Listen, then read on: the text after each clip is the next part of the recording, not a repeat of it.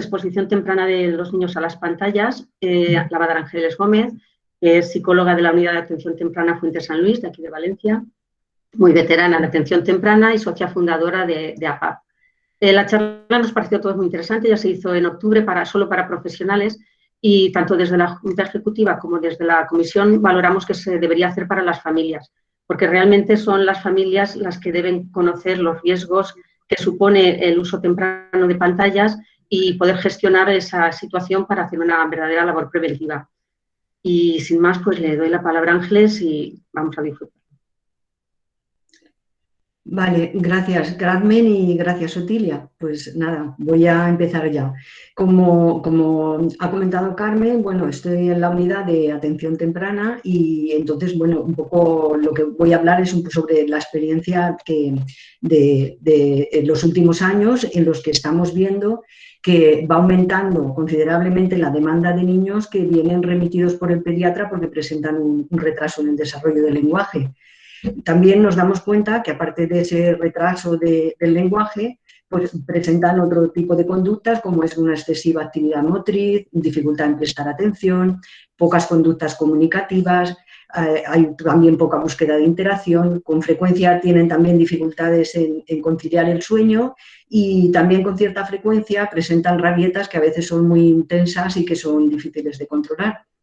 Cuando a través de las entrevistas que tenemos con los padres vamos describiendo un poco las actividades que se van realizando en el día a día, pues empezábamos a constatar que con mucha frecuencia algunos de estos niños pasaban un tiempo excesivo frente a pantallas, o bien el móvil, o bien tablet, o bien tele.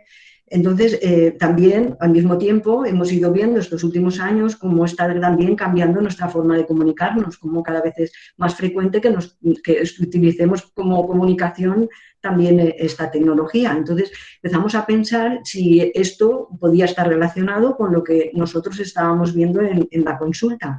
Entonces, decidimos hacer una búsqueda de información para ver si otros profesionales también estaban hablando de este tema. Entonces, la charla de hoy, en una primera parte, lo que voy a hacer es un poco, describiros algunas informaciones de otros profesionales en relación a este tema que me han parecido interesantes y que podrían tener relación.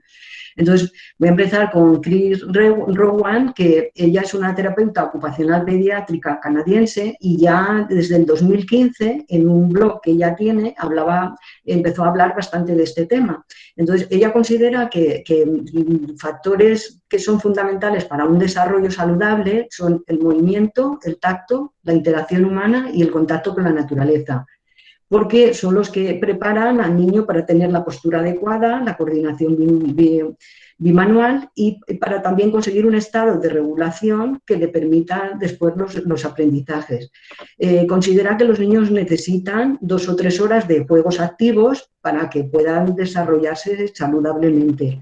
Entonces ella empezó a notar que en los últimos años iba viendo cómo llegaban muchos niños también con retrasos en el lenguaje y que tenían también otro tipo de dificultades añadidas como era el de la atención. Entonces se dio cuenta también de que con mucha frecuencia se recurrían para sus juegos a juegos tecnológicos y un poco empezó a constatar como que, claro, esa estimulación de estímulos tan intensos era como irles preparando para la velocidad y cuando llegaban a la etapa escolar pues tenían verdaderas dificultades para poder prestar y mantener la atención y eso empezaba a crear ya problemas en el aula. Otro testimonio es de la psicóloga Sherry Turtle, que es la autora de un libro titulado Reclamando conversaciones. Entonces, ella se plantea que no es la tecnología el problema, sino la forma en que la estamos utilizando. Entonces, dice que el uso de esta tecnología está llevando a una disminución de conversaciones cara a cara y que cada vez es más frecuente el que estas conversaciones están interrumpidas porque aparece un teléfono móvil. Entonces, dice que el mayor riesgo es un poco para los niños, porque ellos van descubriendo que hagan lo que hagan, es muy difícil acaparar la atención de un adulto que está conectado en ese momento al móvil. Y eso, pues, ella afirma que puede llevar un riesgo para la empatía. Entonces, dice que, bueno, pues que habría que tomar conciencia de eso y, bueno, pues un poco pues, intentar crear espacios, aboca por crear espacios y tiempos en la casa donde no haya tecnología y donde un poco lo que de alguna manera se promueva es la conversación, ¿no? Porque dice que hay niños que les falta conversar, pero que también necesitan adultos que les miren a la cara. Otro testimonio es el de Jerry Mender, que es un escritor, que es el autor del libro 4 razones para eliminar la televisión. Entonces, él explica un poco los efectos que produce el hecho de estar demasiado tiempo conectado a estas pantallas. Entonces, él afirma que el pasar muchas horas en una posición sentada y frente a estímulos, a una estimulación que cambia demasiado rápido, pues lo que produce es el efecto de huida, pero al ser un escenario artificial, el cuerpo se contiene, pero cuando ese escenario artificial ya se para, lo que se produce es una explosión caótica de energía que ha sido contenida y un deseo de subir la velocidad. Y que es muy difícil poder prestar atención cuando nuestro sistema nervioso está acelerado. Entonces, considera que para muchos niños se está convirtiendo en una experiencia muy, muy difícil el ir pasando con mucha rapidez de la velocidad de las máquinas, ¿no?, de los aparatos, a la velocidad del mundo real, donde todo sucede mucho más lento. Otro testimonio es el del neuropsicólogo Álvaro Bilbao, y él también ha escrito bastante sobre este tema de la tecnología. Entonces, él considera de que los primeros 6 años es muy importante que los niños pasen sin la tecnología, porque es justo una etapa muy importante para desarrollar la imaginación. Cuanto más tiempo dedica el niño al juego libre, más desarrolla esa imaginación. Mientras que si el niño está continuamente entretenido, no le da tiempo a aburrirse ni tampoco a crear, porque el aburrimiento es un poco la madre de la creación. Luego, por otra parte, también considera que el razonamiento, él afirma que el razonamiento está estrechamente ligado a la movilidad de la mano, con lo cual es muy, muy importante las experiencias a través del tacto. También la revista, en el Hospital Sant Jaume de Déu, que es un hospital infantil, editan una revista, que es la revista Faros, y también publicaron un artículo referente a este tema. Entonces, el título del artículo es "Niños sobrepuestos a las pantallas, un riesgo que les puede generar adicción". Entonces, en este artículo, ellos quiero decir, ven cómo cada vez el uso excesivo de estos aparatos está llevando a más problemas de comunicación y de concentración, además de también dificultades en el sueño y aislamiento. En este artículo aparecen los testimonios de 2 doctores. Por un lado, una doctora de atención primaria de París, en la que ella describe cómo cada vez es más frecuente en su consulta encontrar a niños que no pueden dormir sin el móvil y que tienen importantes problemas de comunicación y concentración, que son como niños que no responden cuando les llaman y que no suelen mirar a la cara cuando se está hablando con ellos.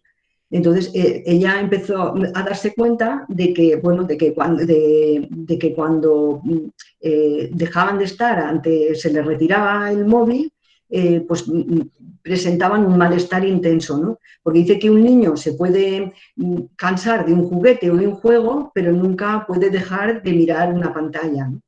Entonces, esto un poco ella lo describe como que es un efecto de que estos aparatos estimulan la producción de dopamina, que es una hormona que lleva impulsa a coger continuamente el móvil o el aparato tecnológico. En el mismo sentido, también está el testimonio de un médico de Estados Unidos que es el autor de un libro sobre este tema, de cómo afecta la tecnología en la infancia. Entonces, él afirma que, bueno, que en su consulta también, cuando empezó a trabajar con niños, se dio cuenta que muchos de ellos presentaban unos síntomas que eran muy similares a los que veían los adultos que presentaban, que tenían algún tema de adicción. Entonces, era un síndrome de abstinencia, de impulsividad y de agresividad. Entonces, él bueno, descubrió que de la misma manera que la doctora Ducanan, pues lo que lleva a estos aparatos es un poco, pues eso, a la producción de la dopamina que alimenta el circuito de recompensa cerebral. Entonces, aboga porque, bueno, consideran que es muy importante que seamos conscientes de estos, que las autoridades deberían de tomar conciencia y que, bueno, pues que sería importante que se empezaran a hacer campañas un poco de sensibilización sobre los riesgos que esto produce, igual que se hacen campañas sobre el alcohol, el tabaco u otras drogas. Y bueno, ellos abogan porque realmente es muy importante que los niños, quiero decir, que se les dé a los niños otro tipo de juegos y sobre todo que se hable mucho con ellos y se les mire mucho. También la psicóloga clínica Beatriz Janín es autora de varios libros sobre el desarrollo psicológico de los niños y en una conferencia que dio aquí en Valencia también habló sobre este tema. Entonces, ella un poco consideraba que había como unos efectos que se daban con cierta frecuencia cuando se producía un uso excesivo de estas tecnologías. Entonces, uno de esos efectos era la inmediatez, que llevaba luego a ser difícil las esperas, la soledad era otro factor porque, quiero decir, se tendía más al aislamiento. También se estaba produciendo una ausencia de relatos familiares porque ahora se cuentan menos historias a los niños y se les lee menos cuentos. También lo que se produce es un predominio de la imagen sobre la palabra, con lo cual también lleva a dificultades en la abstracción. También otro efecto negativo es la pasividad, porque normalmente pues, se está limitado el movimiento. La rapidez de los estímulos, que luego lleva también a dificultades en la atención sostenida, y el exceso de estímulos que lleva a un exceso de movimiento y a producir cuadros de hiperactividad. Bueno, aparte de un poco del testimonio de profesionales, bueno, hay muchos otros, pero bueno, estos me han parecido como un poco representativos sobre lo que estábamos hablando. Pues aparte de eso también se han ido haciendo algunos estudios. Entonces, os voy a describir ahora un poco el resultado de algunos estudios al respecto. Son más bien estos estudios por el año en que están hechos, se refieren más un poco al uso de la televisión, porque es cierto que el uso de tablets y de móviles es algo que en estos últimos años ha ido con mucha rapidez un poco concienciándose, ¿no? Y en estos estudios hace más referencia un poco a cuando realmente se abusaba o se estaba un tiempo excesivo ante la televisión, ¿no? Pero que, bueno, de alguna manera pues, pueden ser equiparables o incluso hay quien piensa que los efectos son mayores a los de una pantalla o sea, de un móvil o una tablet que los de la televisión. Pero bueno, ya de la televisión había efectos que se estaban constatando con estudios. Uno de ellos es el de Zimmerman del 2017 y bueno, la conclusión de este estudio es que existe una clara relación entre ver la televisión antes de los 24 meses y los problemas en el desarrollo del lenguaje. Otro estudio del 2008 es el de Kirkorian, en el que un poco su conclusión es que los niños más pequeños se benefician más de los aprendizajes en situaciones de la vida real que de la televisión o de aplicaciones educativas. Estos estudios, no sé si muchos de vosotros recordaréis que se pusieron bastante de moda, pues eso, programas como Baby Einstein, y otros similares, donde un poco, de alguna manera, pues como que pensaban que eso contribuía a que el desarrollo intelectual de los niños fuera mayor. Y bueno, pues a raíz de eso se empezaron a hacer bastantes estudios y bueno, las conclusiones un poco de ellos dicen que realmente no, que realmente lo que beneficia es un poco las interacciones en la vida real, más que las aplicaciones educativas o a través de pantallas. Otro estudio es el de 2010 y un poco su conclusión de que la exposición a pantallas durante la infancia se vio también asociada con mayores problemas en la atención. También otro estudio es el de Michel Desmourguet, que es un investigador francés, y en el 2012, pues, sus conclusiones también dice que la creciente exposición al uso de pantallas pues, estaba empezando a tener una influencia muy negativa en áreas como el lenguaje, la atención, el sueño, mayores conductas agresivas y también una dificultad en rendimiento académico. Él también aboga porque dice que las autoridades deberían de tomar conciencia y hacer campañas porque se está empezando a convertir en un problema de salud pública también en Francia.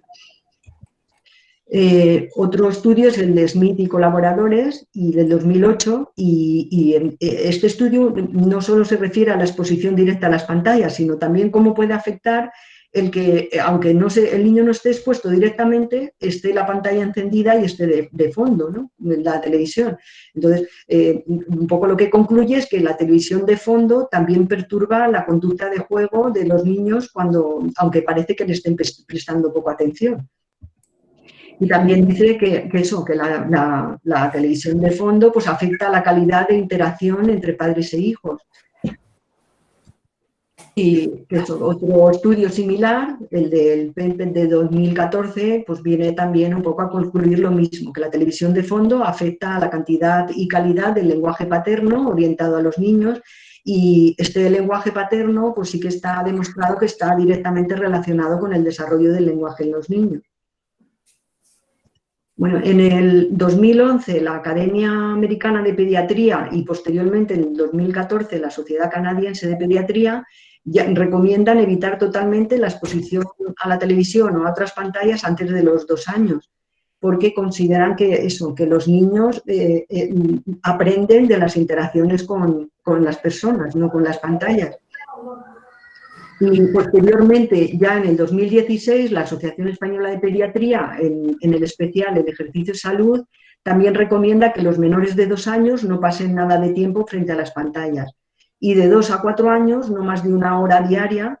Cuando hemos hablado un poco otros profesionales de este tema, pensamos que se queda corto, que creo que incluso hasta más adelante no sería recomendable, hasta que no, de alguna manera, pues no le pudiera hacer un uso adecuado, y que desde luego si se hace, pues que sea con un contenido adecuado y siempre en presencia de un adulto para que esa estimulación no deje de ser un proceso interactivo. Igual que cuando les miramos con ellos un cuento, pues si estamos mirando un programa adecuado adecuado un poco a su edad, pues que también estemos con ellos y pueda ser algo en el que estamos interactuando y hablando sobre lo que ahí aparece. Bueno, visto todo esto, bueno, podemos un poco ver que, resumiendo, los efectos del uso excesivo de pantallas pues serían la inquietud motriz, las dificultades en la atención, menor creatividad, dificultades para conciliar el sueño, y menor número de interacciones y retrasos en el desarrollo. Si recordáis un poco lo que al principio un poco os comentaba, que estábamos observando un poco en nuestras unidades, pues coinciden bastante con estos síntomas que también están describiendo otros profesionales. Entonces, una vez que he dicho esto, yo ahora me gustaría un poco centrarme en qué consecuencias tienen directas en el niño, porque esos son los efectos un poco que se han ido como describiendo como asociados al uso excesivo de pantallas. Pero, ¿qué consecuencias directas tiene? Pues que el niño deja de explorar y que interactúa mucho menos. Entonces, yo me gustaría ahora un poco centrarme en lo importante que es la exploración y la interacción en estas primeras etapas para el desarrollo del niño. Entonces, para ello voy a partir un poco de lo que es el desarrollo, ¿no? Si definimos el desarrollo como un proceso de maduración donde se adquieren habilidades, funciones físicas, mentales y sociales, y mediante el cual el ser biológico se convierte en un ser social, siendo solo posible mediante la interacción con otras personas. Los primeros años son muy importantes para el desarrollo del niño, como ya sabemos, porque es justamente en estos años donde se produce el proceso de maduración y donde hay mayor número de conexiones sinápticas. El desarrollo va a depender de dos factores fundamentalmente, como es la maduración del sistema nervioso y las experiencias del entorno, que son las interacciones que el niño hace con los objetos y las personas. Esta primera etapa se denomina etapa sensoriomotriz porque es en esta etapa donde el niño va a descubrir a través de las interacciones motoras y sensoriales con los objetos y con las personas que están en su entorno.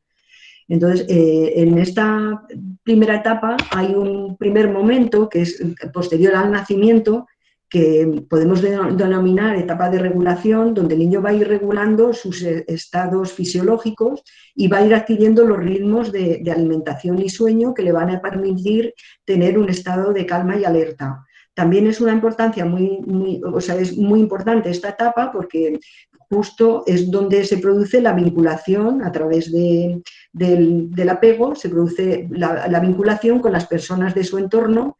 Y esta vinculación es lo que le va a dar seguridad y le va a propiciar el deseo de conocer. Cuando esta primera etapa de regulación está establecida, el niño ya empieza a mostrar interés por conocer el entorno y entonces empieza haciéndolo un poco a través de las conductas que él puede hacer. Así, mediante el reflejo como él tiene el reflejo de succión, él empieza a chupar, porque la boca es uno de los lugares donde más sensaciones táctiles hay, con lo cual él empieza con ese chupar a ir obteniendo información de lo que está en contacto con él. Empieza chupando sus manos, que es lo que tiene más cerca de la boca, luego va a empezar a chupar los objetos que él pueda, cuando él empiece a coger, y a través de ello va a ir un poco obteniendo información y que la va a ir integrando y que posteriormente le va a ir permitiendo pasar a otras etapas, siguiendo un poco la teoría del aprendizaje de Piaget. Después de ello, pues empezará a conocer pues, a través de mover los objetos, de chocarlos entre sí, de meterlos unos dentro de otros, y así progresivamente hasta que llega un momento en que empiece a conocer a través de la palabra, a través de la información que las personas le aportan sobre esos objetos. Pero para que llegue a ese momento que denominamos etapa de representación, es muy importante que el niño haya experimentado con su cuerpo, que haya chupado, que haya olido, que haya recorrido las distancias, para que después pueda entender los conceptos cuando los escucha. Entonces, cuando el niño ya accede a esta etapa de representación, pues le va a permitir también saber que las cosas existen, aunque no estén presentes. Va a poder también imaginarse las acciones que puede hacer con los objetos y las consecuencias que eso tiene sin tener los objetos delante. Entonces, esto le va a posibilitar un poco el acceder a la capacidad simbólica, que es la que después va a ir dando lugar a la palabra. También va a ir pudiendo conocer a través de otras vías, como es a través del juego, a través del dibujo. Entonces, es muy importante que para que pueda llegar a esta etapa haya pasado antes por las etapas anteriores de la mejor manera. Un aspecto muy importante del desarrollo, una característica muy importante, es que el desarrollo es progresivo, que las conductas se suceden unas a otras. Así, por ejemplo, para llegar a una determinada etapa, el niño tiene que haber pasado antes por otras etapas anteriores. Por ejemplo, pues para que el niño pueda caminar, primero tiene que haber sido capaz de sentarse y antes tiene que haber sido capaz de sostener su cabeza. Del mismo modo, para que un niño pueda llegar al lenguaje oral, tiene que haber también cumplido otra serie de tener otra serie de conductas previas, porque el lenguaje es un proceso muy complejo en el que van a intervenir muchos factores.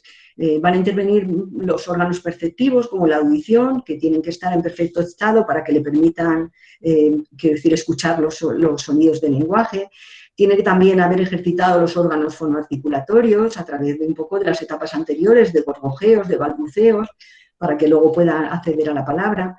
Es muy importante que haya ejercitado su capacidad de atención, para que pueda prestar atención a los sonidos y a las palabras. También tiene que haber ejercitado su capacidad de imitación, que en un principio le va a llevar a poder imitar gestos y más adelante poder imitar sonidos y palabras. También su capacidad de memoria, su capacidad de comprensión, porque la capacidad de comprensión es anterior al lenguaje hablado. También su capacidad de simbolización, como os decía antes, tiene que haber llegado a esa etapa de representación mental para que pueda también emerger el lenguaje. Y sobre todo también tiene que haber desarrollado su capacidad de comunicación, porque la capacidad de comunicación es anterior al lenguaje hablado y esta capacidad de comunicación empieza ya desde el nacimiento. El niño cuando nace ya tiene unos comunicadores innatos como son la sonrisa, la mirada, los sonidos guturales, el llanto. Entonces, si seguimos un poco la teoría del desarrollo de comunicación de Treversen, él nos habla de que hay como dos etapas un poco en el desarrollo de esta comunicación. En una primera etapa hay una relación que se produce entre el adulto y el niño y es el adulto el que va a dar un poco significado a las emisiones, a esas conductas comunicativas que el niño presenta, hasta que poco a poco vaya consiguiendo el andamiaje suficiente para que él pueda empezar a hacer también actos comunicativos. Esta primera etapa pues, es muy importante también todo lo que llamamos protoconversaciones, que son todos esos juegos de un poco pues, de gorgojeos, de sonrisas, en las que se establece entre el adulto y el niño, porque con ellas él va a ir, como si dijéramos, comprendiendo un poco los elementos verbales y no verbales del lenguaje, como es la entonación, el ritmo, la frecuencia, las pausas. Entonces, después de esta etapa, el niño ya empieza a introducir en la comunicación con el adulto a los objetos y pasaría un poco a la etapa que este autor denomina de intersubjetividad secundaria, donde ya el niño ya va a empezar a exhibir conductas comunicativas, primero van a ser de tipo no verbal y luego ya posteriormente llegarán a lo que es el habla, la forma verbal. En esta etapa, un poco las conductas ya con fines comunicativos no verbales, pues serían un poco lo que denominamos gestos protoimperativos, que es para obtener un objeto, y luego los gestos protodeclarativos para compartir las experiencias con un objeto o compartir emociones. Y esto, en los protodeclarativos, requieren ya de que haya una atención conjunta. Y es un poco de que haya una comprensión de los estados del otro. Entonces, esta atención conjunta y es un poco la base de todo el desarrollo social y del lenguaje del niño. Y es lo que le va a ir permitiendo pasar un poco a la etapa simbólica y de allí dar lugar a la palabra.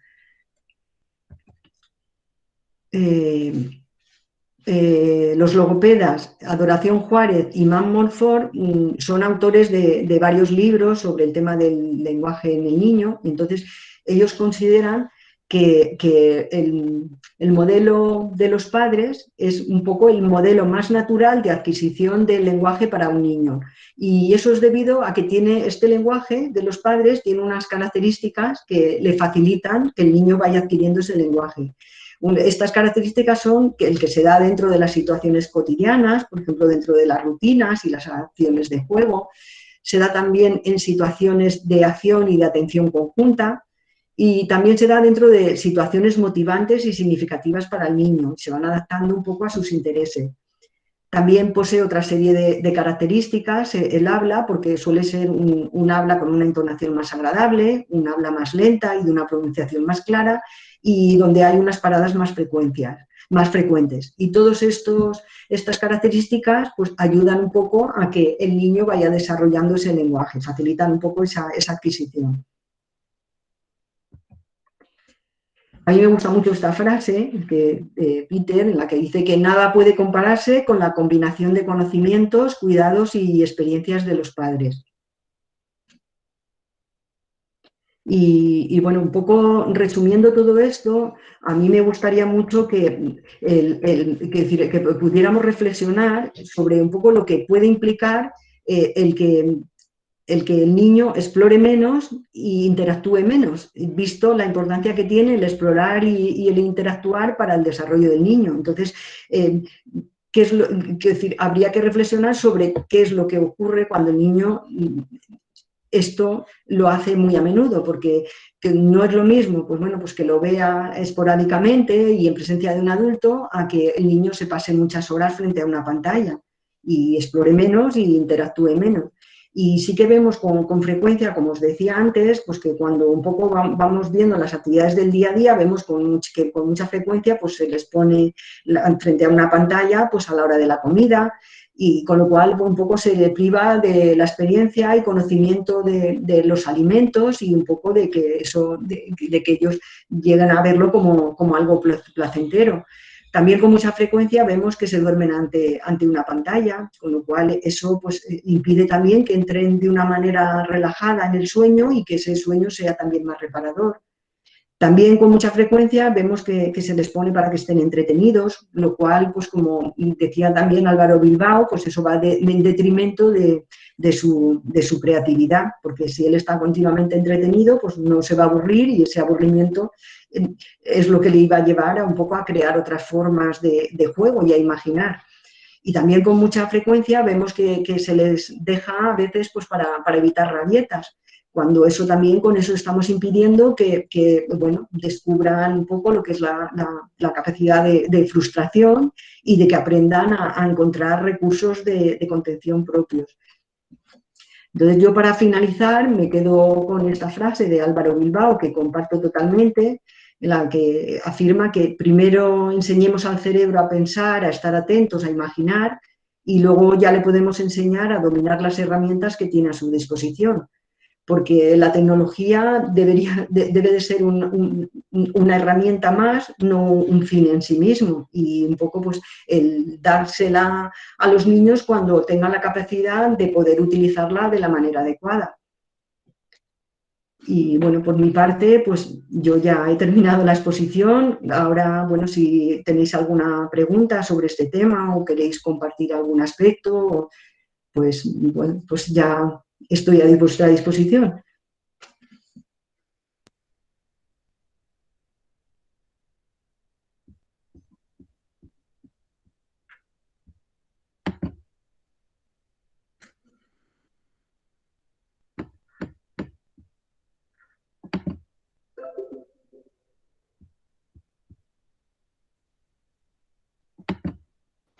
En el chat no hay ninguna pregunta.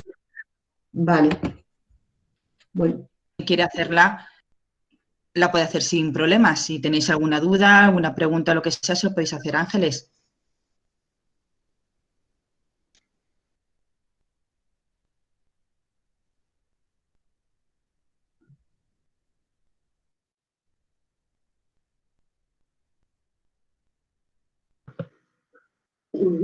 Yo no sé si en el chat se oye. Hay algunas familias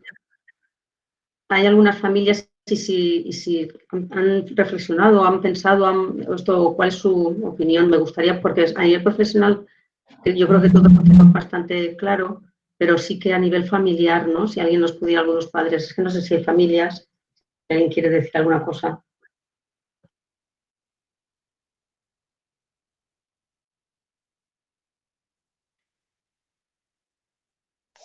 Hola, buenas tardes. Mira, yo soy mamá de un nene de 15 meses y la verdad es que puedo decir y estoy muy contenta que en 15 meses no le hemos puesto ninguna serie ni le damos de comer con los dibujos porque pensamos eso, porque al final es que creo que es una herramienta que se tiene muy difundida entre los padres de ponle la tele y comerá. Pues que claro, no le dejas que se autorregule, le das más de comer, no está atento. Y sí que es verdad que me estoy dando cuenta que a medida que se va haciendo más grande mi hijo, nosotros teníamos mucha costumbre de tener siempre la tele puesta. Y ahora, por ejemplo, su zona de juego es delante de la tele y me doy cuenta que cuando estoy con él, la tele está apagada. Y tampoco es una cosa que me repercute, necesito la tele. Y sí que es verdad que es lo que decías tú, que cuando él está jugando, sí, él está jugando entretenido, pero claro, cuando ve que hay movimiento en la tele, él enseguida para su juego, se levanta, se acerca a la tele, le habla a la tele. Y sí que es verdad que es una cosa que yo creo que no nos planteamos, pero al final lo que dices tú, creamos a niños que no se aburren, no tienen la capacidad de aburrirse por eso, porque siempre están mirando la tele. Y me parece que es una charla muy interesante y que se tendría que hacer más visualización de decir, cuidadito con lo que le estamos dando a los nanos, ¿sabes? Porque claro, al final es mucho dibujo, mucha serie, mucho no lo aburras. Lo del Baby Einstein, yo al principio lo pensé cuando tuve a mi hijo, yo soy maestra infantil también, y sí que es verdad que tienes razón, porque al final sí que lo bajamos y tal, pero yo no le veía ahí contenido educativo, ¿sabes? Era tener a mi hijo delante de la tele, sentado mirando la tele, cuando yo puedo estar con él entretenido jugando con pelotas, jugando con cochecitos, contándole cuentos, y sí que es verdad que muy interesante todo lo que habéis contado. Y creo que sí que tendríamos que darle una vuelta a todo lo que hacemos como padres. Pero claro, al final el tiempo, el trabajo, sí que nos hace estar más pendientes de la tele que igual que con nuestros hijos, pienso yo.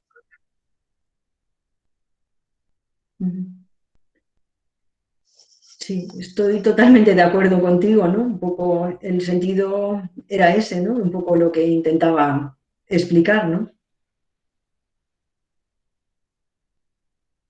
Yo, además, Pili, creo que muy bien que tu niño tiene 15 meses y si pudieras yo aguantar un poquito más, incluso de allá de los 2 años, porque aunque la Asociación Española de Pediatría y tal, entidades, lo han dejado en 2 años, a mí nos parece, yo creo que es un poco pronto. Con 2 años los niños quieren correr, les interesa más el movimiento global es que así.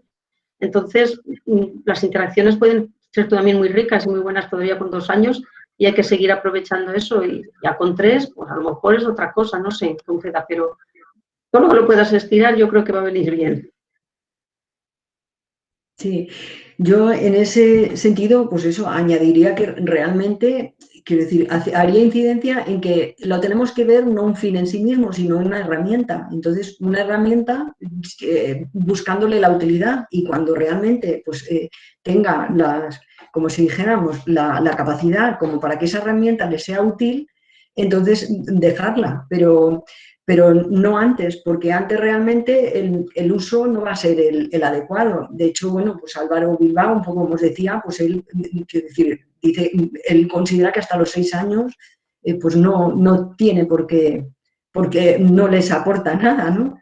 Y bueno, incluso, pues bueno, pues un poco cuando he ido preparando esta charla y tal, al ir recogiendo testimonios, pues también un poco he encontrado una entrevista, pues bueno, pues con el Steve Jobs, que es un poco el, ¿no? De los ejecutivos estos de la Silicon Valley, los máximos de las tecnologías, ¿no? Y ellos cuando hablan de que, bueno, sus hijos pues los llevan allí a escuelas Montessori, un poco escuelas más experimentales y que en Steve Jobs en una entrevista afirmaba que él en su casa no había tecnología, que sus hijos hasta los 12 años no le dejó un teléfono móvil porque consideran que realmente no era necesario antes, ¿no? Entonces, claro, cuando ellos que saben un poco, ¿no?, que ese es su campo de trabajo y son los que están un poco planificando eso, pues ya te van un poco apuntando esas cosas, pues realmente también te dice, realmente no es tan imprescindible, no es tan necesario para el desarrollo. Y luego, pues claro, pues sí que estamos viendo que no solo que no les aporta, sino que también está en detrimento de que desarrollen de una manera mucho más saludable.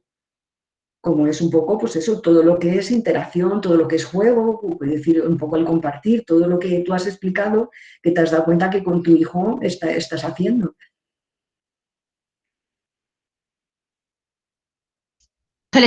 Ángeles, tenemos algunas preguntas en el chat. Si quieres, en una pregunta preguntan, ¿con moderación y acompañamiento al niño se podría hacer uso de las pantallas de tablet o televisión?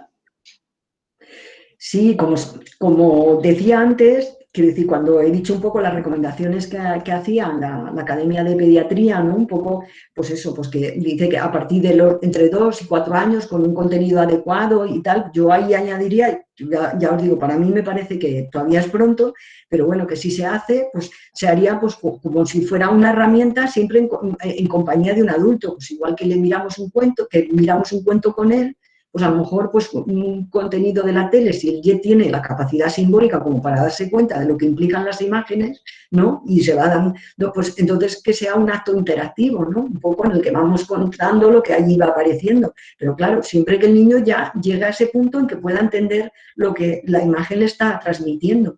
Porque antes de que llegue un poco a esa etapa de representación simbólica, realmente la imagen le dice poco.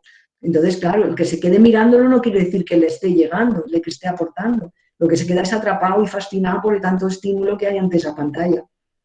Entonces, cuando el niño ya está en esa etapa en la que puede también recibir información a través de ese estímulo, pues entonces en compañía con un adulto para que no sea algo, para que no deje de ser un acto interactivo, pues sí que a momentos puntuales sí que puede ser adecuado, ¿no?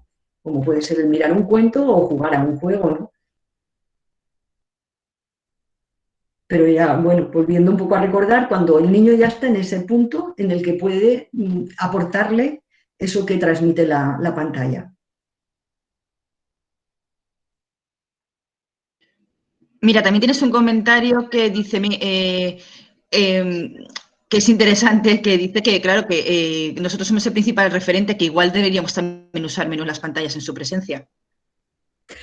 Sí, efectivamente, es un poco lo que os decía cuando he recogido el testimonio de Sherry Turtle, que la autora del libro Reclamando Conversaciones, ella va un poco en esta línea, de que realmente, quiero decir, el tema es un poco que esta tecnología, la forma en que nosotros estamos cada vez comunicándonos más a través de estos métodos tecnológicos, pues realmente lo que va en detrimento un poco de la relación con los niños, porque claro, les miramos menos cuando estamos un poco pendientes de escribir un WhatsApp, pues estamos menos pendientes también de ellos. Quiero decir, cuando a lo mejor un adulto está conectado, también se da menos cuenta de lo que el niño está haciendo, se hace una vocalización. Y un poco eso sí que lo hemos ido viendo mucho, pues en la consulta cuando estaban esperando los papás, ¿no? En la sala de espera, pues bueno, coincidían con otras personas allí. Entonces, pues hace unos años, pues cuando estaban esperando y había un carrito con un bebé, pues cuando el bebé hacía, pues enseguida tenías pues, a varias personas, a lo mejor adultas, que ¡ay, qué bonito! ¡Ay, no sé qué! ¡Ay, qué esto! Y le decían cosas.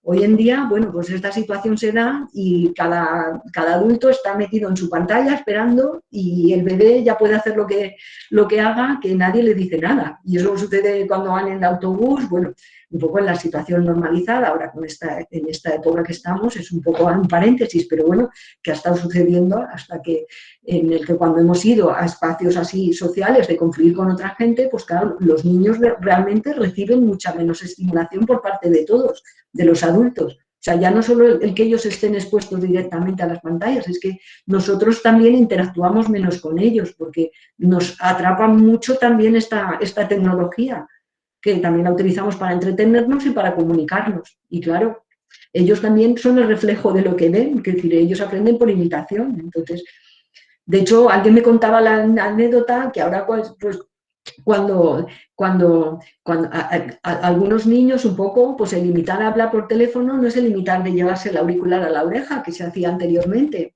Ahora un poco como imitan el hablar por teléfono, un poco poniéndose el móvil en la boca, ¿no? Como hacemos nosotros, claro, es que realmente es un poco el reflejo de lo que nosotros hacemos.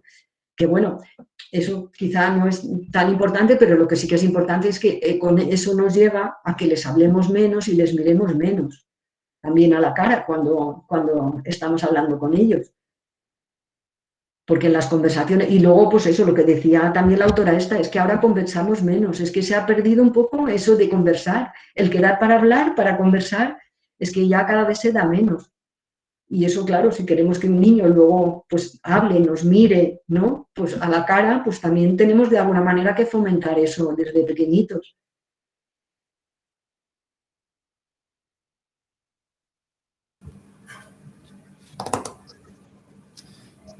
Hola, buenas tardes. Hola. Soy yo, soy Yolanda. Hola. Muy bien, nada, muchísimas gracias por tu charla, por hacernos ver las secuelas que pueden tener, ¿no? el estar expuestos a las pantallas desde muy pequeñitos. Me parece muy interesante que esto se podría visibilizar, ¿no? y pues eso, informar a las familias. No sé qué podríamos hacer desde la ABAP para colaborar con pediatría para informar, que esa información llegue a todas las familias que podamos.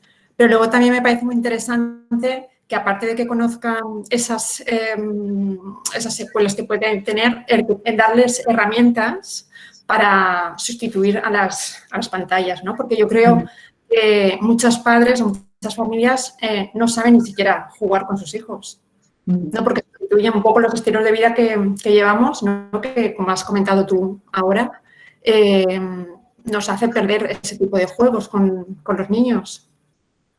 Entonces, sí, habría que proporcionar también estrategias para sustituir a las pantallas, ¿no? Exacto, totalmente de acuerdo. Es que es también lo que nos encontramos, que supongo que lo estáis también un poco encontrando todos, ¿no? Que lo estamos encontrando todos, de que a veces, quiero decir, cuando un poco tratamos este tema y tal, ¿no? Pues empiezan a ser conscientes de que sí, de que eso es así, pero a veces a mí me han hecho la pregunta, ¿y entonces qué puedo hacer? ¿A qué puedo jugar? ¿No? Entonces sí que es verdad que a lo mejor, quiero decir, que tiene que venir acompañado también de herramientas, porque ya lo hemos tan asimilado, lo vemos tan natural, el que esto está dentro de nuestro día a día, que no sabe que cuando esto no existe es como, ¿y qué puedo, no? ¿Y qué otra cosa puedo hacer? ¿Y qué puedo hacer cuando el niño no come? Cuando yo estoy acostumbrada a dar el recurso de que, bueno, con la tablet, pues yo le doy la comida, pero si se la quito, ¿qué puedo hacer para que él coma, ¿no? Por ejemplo, o cómo puedo jugar con él cuando se pone que no sabe, que está inquieto, o cómo puedo. Entonces, yo creo que sí, creo que es muy necesario también acompañarlo un poco como de alternativas, ¿no? De alternativas, porque estamos olvidando un poco de cómo antes hacíamos, no sé, cómo antes se hacía, ¿no? Porque claro, esto va tan deprisa que claro, nos cambia la vida en todo, ¿no? Y entonces, claro, nos está también cambiando la forma de relacionarnos con los niños. Entonces, claro, si sabemos que esto, porque dices una cosa que la evolución, y es natural que la evolución vaya adelante, pero claro, cuando sabemos que esa evolución también trae perjuicios, pues creo que también es bueno echar una marcha atrás en eso y seguir propiciando cosas que sabemos que son más beneficiosas, ¿no?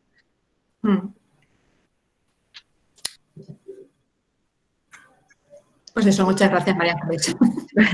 Bueno, gracias a vosotros por un poco por todas las aportaciones también, de ver qué os llega. Ángeles, te digo otra pregunta. Sí. Dice, tenemos una duda en nuestro caso, perfil, enfermedad rara con limitaciones importantes de comunicación y físicos. En nuestro caso, a nuestro hijo no le hemos introducido las pantallas hasta hace un año, tiene casi 4 años, y vemos que tiene un par de vídeos localizados que se siente seguro y le calma frente a cualquier crisis.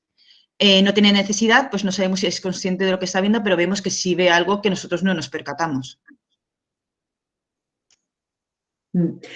Claro, yo ahí un poco habría que estudiar el caso, ver un poco con qué sentido se utiliza, si es en un sentido terapéutico, recomendado por alguien porque al niño en concreto eso le puede venir bien en ciertos momentos. Entonces, claro, ahí creo que es un tema que habría un poco que conocer más datos y por qué un poco se ha llegado a eso y qué es lo que está produciendo en el nene, ¿no? Entonces, que yo un poco la charla me he referido más cuando en general para el desarrollo, qué efectos negativos tiene y qué es lo que impide que el que esté en tanto tiempo ante una pantalla, qué es lo que impide el hacer cosas que para el niño son saludables, como es el experimentar y el interactuar, ¿no? Si luego terapéuticamente un niño, por sus condiciones, es necesario a veces utilizar algún tipo de programa específico para algo, pues eso ya un poco debería de ser a criterio de la persona que lo, ¿no? que lo haya llevado y que vaya haciendo un poco ese seguimiento, ¿no? Ahora, como aportar en general, si no es con un sentido terapéutico, pues como en general, para el desarrollo en general, pues creo que en estas primeras edades no aporta nada. Un poco por lo que he ido explicando, ¿no? Que el niño, si no tiene todavía la capacidad de poder interpretar lo que aparece ante una pantalla, pues creo que lo que le aporta es poco, ¿no? Yo estoy leyendo el chat de esta familia y dice que el niño se calma, ¿no? Con 2 vídeos determinados y tal. Pues lo que habría que ver es esos vídeos, lo que tienen y tal, y verlo con él, hacer un acompañamiento o algo así, ir acompañándolo también al nene y que no sea solo la herramienta, que en este caso cuando de herramienta que calma al nene, bueno, no es estar ahí colgado, pero sí que un poco, bueno, los papás que lo conocen y tal, es estar un poquito con él, ver esos vídeos, lo que tienen y a lo mejor hacer una extrapolación de cosas de la vida real, ¿no? No lo sé cómo es el vídeo, pero bueno, un poquito sí que no sea solo una máquina, la herramienta que calma al nene, a intentar que se unan cosas más personales, pero bueno, eso es una idea.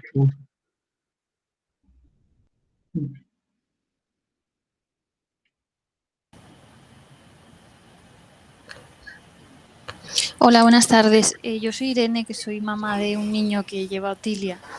Y sí que quería añadir 2 de los errores que creo que he cometido yo, que fueron que yo le puse la tele en inglés cuando yo pensaba que mi hijo no tendría ningún problema de comunicación, pensando que eso le iba a ayudar, y resulta que luego con casi 3 años no habla.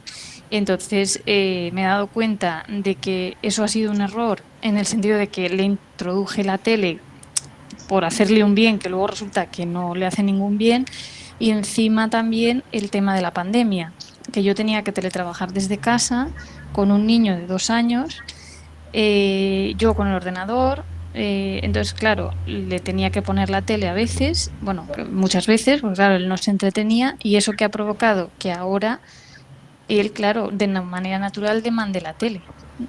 Ahora es como muy complicado que él entienda que no, que eso era un momento circunstancial. Entonces, claro, esos son como mis 2 errores de decir, ojalá no hubiese tenido que hacerlos, pero claro, ahora intento reducirlo, pero es complicado, claro.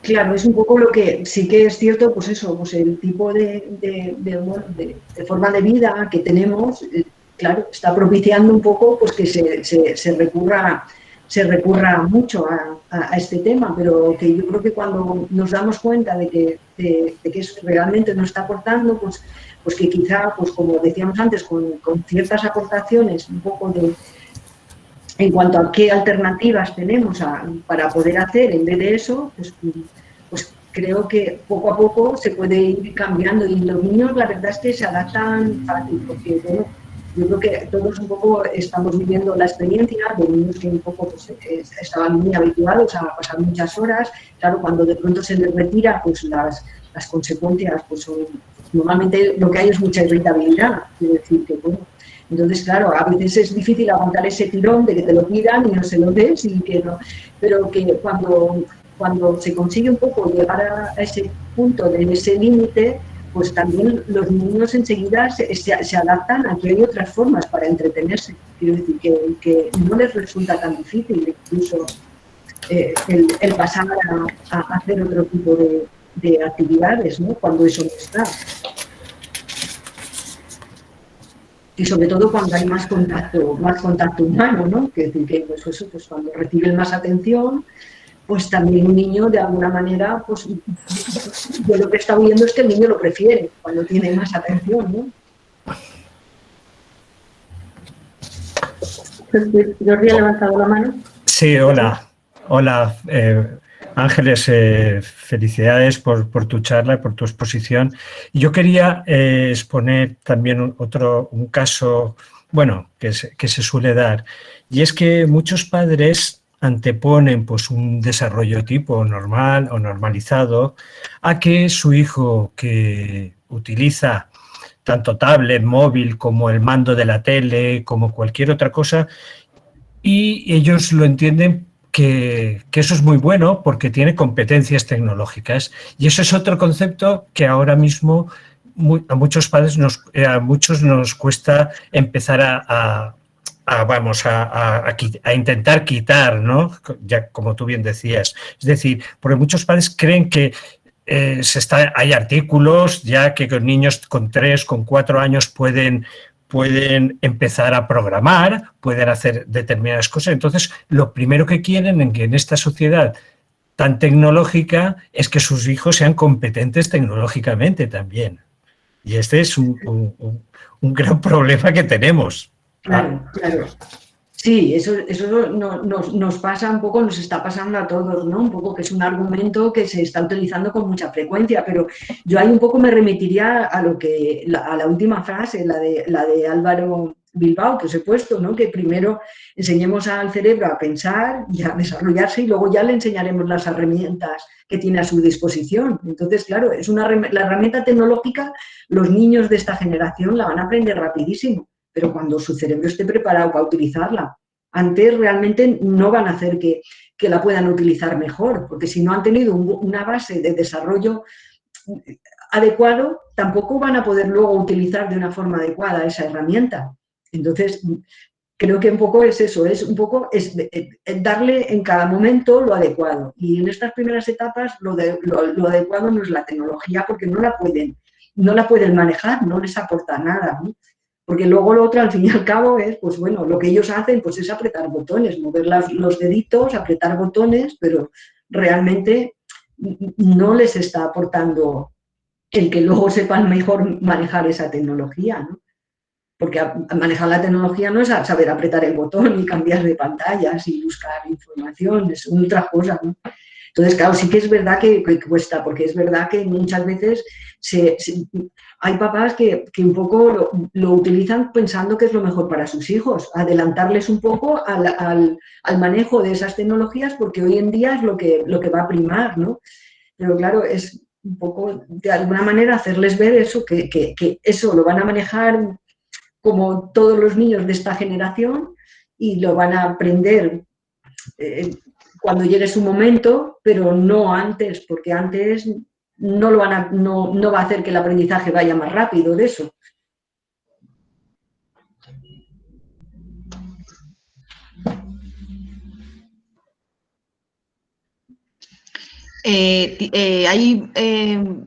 Hay 3 familias que han expresado la misma opinión que antes te ha comentado Irene, que es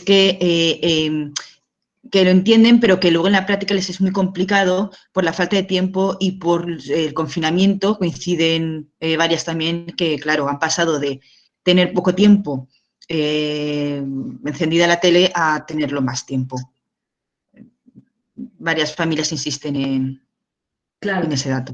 Claro, lo que pasa que un poco pues es lo que hablábamos antes. Creo que a lo mejor pues sí que se necesita a lo mejor pues el proporcionar otros recursos, porque ese tiempo también puede ser un tiempo quiero decir, para hacer otras cosas, es convertirse en un tiempo de calidad, ¿no? Porque el de pasar justo más tiempo juntos, ¿no? En la casa, pero jugando a lo mejor a otros juegos, y puede ser algo pues muy enriquecedor y que incluso, pues eso, hasta todos disfruten con ello. Lo que pasa es que a veces es cambiar un poco la dinámica que tenemos y siempre los cambios a lo mejor cuestan un poco, ¿no? Pero creo que sí que a lo mejor, pues eso, pues sí que se requiere cierta orientación de qué puedo hacer en ese momento. ¿Qué puedo hacer? Pues eso, pues lo que hablamos, o a la hora de comer, o qué puedo hacer, pues eso, pues para que esté entretenido, para que, pues mientras yo tengo que hacer cosas que a lo mejor pueden ser un peligro. Pues a veces un niño pequeñito lo que le encanta es estar cerca del adulto y simplemente, pues mira, que te acompañe en lo que estás haciendo y le vas dando encargos y le vas hablando de ello, ¿no? Y ya está entretenido, pero además es con algo que sí que realmente le está aportando y es más enriquecedor, ¿no? porque a veces no se les había ocurrido, un poco se tiene la idea de decir, mira, voy a dejarle un ratito con la tablet mientras yo termino de limpiar o de hacer la comida y luego ya me pongo a jugar con él. Y un poco lo que les digo, un niño de esta edad no puede jugar solo todavía y no quiere jugar solo, lo que quiere es estar con sus papás, juega cuando está con el papá jugando, pero si no se va detrás de él. Entonces, pues quizás tiene más sentido, en vez de ponerle algo que esté entretenido, el que te acompañe en lo que vas haciendo y le vas explicando lo que haces y le vas poniendo palabras y es un poco el mejor estímulo de lenguaje que puede tener. Entonces, a veces son a lo mejor como pequeñas ideas de estas en las que a lo mejor no se había caído, ¿no? Un poco de qué se puede hacer con el nene, que no es simplemente a lo mejor estar jugando ni a juegos como si dijéramos manipulativos o a mirar cuentos, sino que a veces es justamente pues, que te ayuden en lo cotidiano. Entonces, no sé, creo que sí que, bueno, es importante un poco a lo mejor dar esa alternativa, o decir, mira, al mismo tiempo que damos la información de que, pues eso, no es adecuado, pues mira, pero podemos hacer esto otro, ¿no?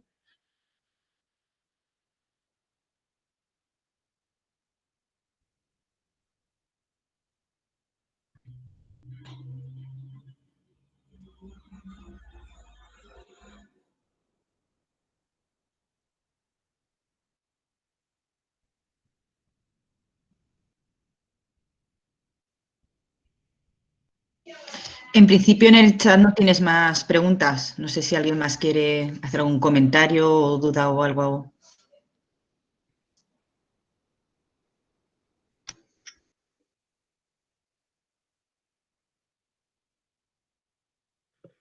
Me quedaría con la reflexión que ha escrito Yolanda Montoro. ¿Queremos competentes tecnológicos o seres humanos competentes? Eso es lo que habríamos que plantearnos los padres, ¿no? Porque competentes tecnológicos pueden serlo o no, pero van a ser tecnológicos, no hay otra. Estos niños, seguro. Pero humanos competentes, pues puede que sea más razonable. Claro, es que pues un poco lo que decía lo que os decía de la escritora esa de Reclamando Conversaciones, que realmente todo esto también, con esto también estamos perdiendo calidad humana, ¿no? En cuanto a la empatía. Es decir, que no, quiero decir, si nos comunicamos a través de una pantalla, es la empatía la que está un poco de alguna manera en detrimento, ¿no? Si toda nuestra, pero digo ya como adultos también, no solo el que los niños les dejemos frente a la pantalla, sino que nosotros también, pues en las relaciones que tenemos con ellos, pues no nos comuniquemos a través de pantallas, sino que nos comuniquemos un poco en el cara a cara, en mirarnos, ¿no? Pues eso, en tocarnos, en estimular todos los sentidos, ¿no? Un poco, que es lo que el niño percibe, lo que hablábamos antes, es que en esa etapa sensoriomotriz justamente son los sentidos los que más aportan información. Entonces creo que tiene más sentido estimular todos esos sentidos del tacto, del olfato, de la mirada, de todo eso, más que una pantalla eso no lo va a hacer, ¿no?